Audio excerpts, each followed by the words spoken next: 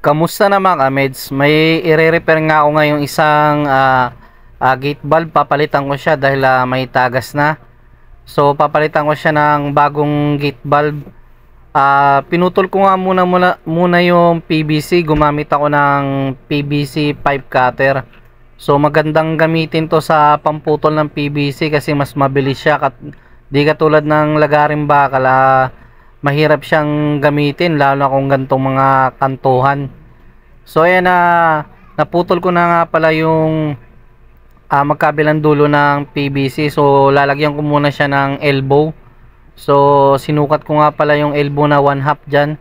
So nilagyan ko siya ng PVC solvent para mas kumapit siya. So ayan, naikabit ko na nga yung elbow na 1/2. So dinidiin ko muna para mas mahigpit, para mas makapit yung PVC solvent na nilagay ko.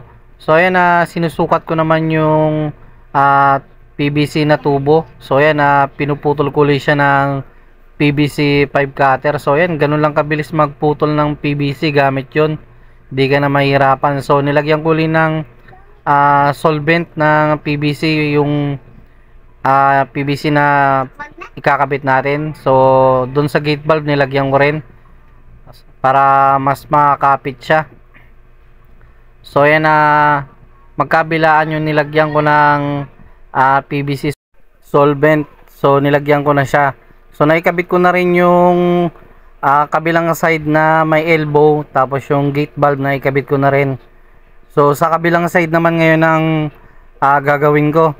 So ayan, nilinisan ko muna yung mga gilid-gilid kasi may mga dumi-dumi pa dun sa may PVC. Kailangan malinis din siya para maganda yung lapat o pagpasok ng elbow pag kinabit natin.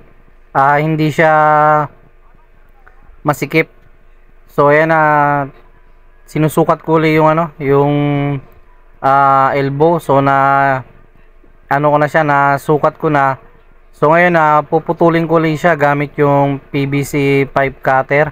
So napakadali lang siyang gamitin, pipindot-pindutin mo lang. So ayan, mapuputol na yung PVC.